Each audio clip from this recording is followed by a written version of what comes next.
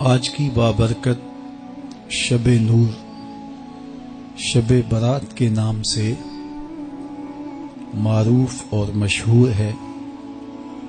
اس بابرکت شب کے دامن میں اتنی برکتیں اور اتنی رحمتیں ہیں کہ اللہ جل شانہ گناہگاروں کو جہنم کی آگ سے آزاد فرما دیتا ہے۔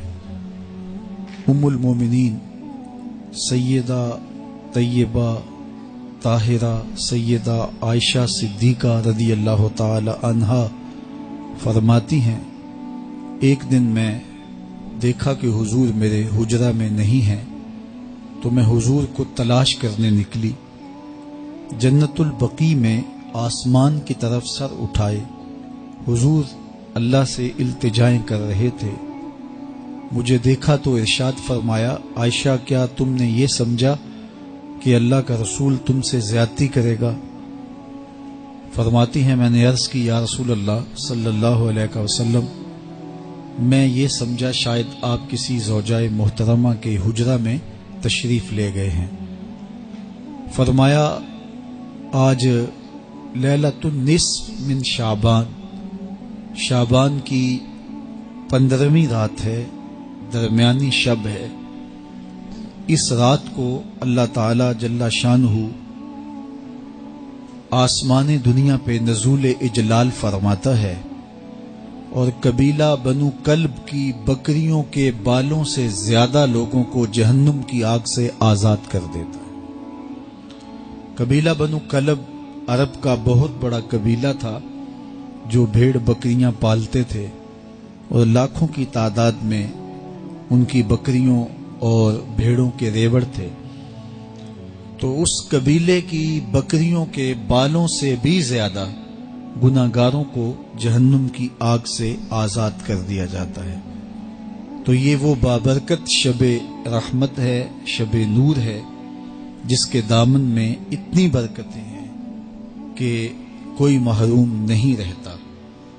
صرف وہ بد نصیب لوگ جو شرک میں مبتلا ہیں، جو سخت کینہ پرور ہیں، جو قطع رحمی کرتے ہیں، قاتل ہیں، عادی شرابی یا بدکار ہیں، انہیں اس مبارک رات میں محروم رکھا جاتا ہے، ورنہ اللہ کی رحمتوں کا عموم اس بابرکت راتوں میں اس قدر ہوتا ہے کہ کوئی گناہگار جو اس کے حضور ہاتھ دعا کے لیے اٹھاتا ہے اور اپنا دامن پھیلا کے اس کی رحمتیں مانگتا ہے، اسے محروم نہیں رکھا جاتا، بلکہ اللہ سب گناہگاروں کو جہنم کی آگ سے آزاد کر دیتا ہے۔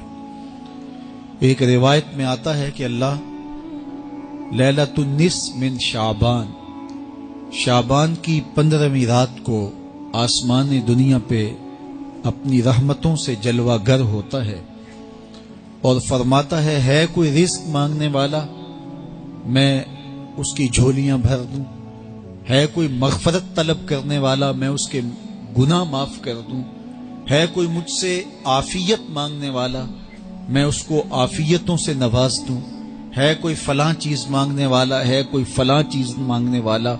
اس کی رحمتیں آواز دیتی ہیں اور یہ آواز غروب آفتاب سے لے کر کے طلوع فجر تک مسلسل بندوں کو دی جاتی ہے، اور بندے اس کے حضور اگر دستے طلب دراز کریں، اپنی جھولی پھیلائیں، تو اللہ تعالیٰ ان کو ان کے مانگنے سے بھی زیادہ عطا فرماتا ہے۔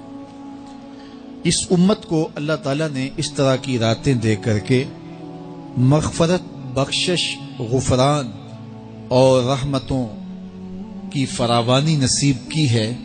میرے حضور نے ارشاد فرمایا، ایک شخص صبح سے لے کے ظہر تک مزدوری کرتا ہے، اس کو 1 قیراط ملتا ہے۔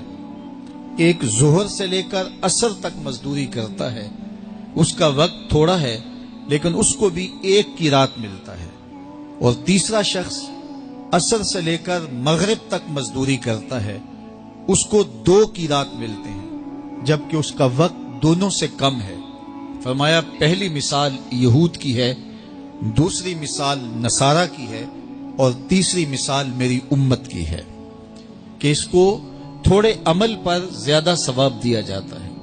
تو یہود اور نصارہ نے اس پہ برا منایا تو حضور علیہ السلام نے فرمایا کہ اللہ نے ان کے اجر میں تو کمی نہیں کی، لیکن مسلمانوں کو زیادہ اجر دے دیا، تو یہ اس کی کرم نوازی ہے۔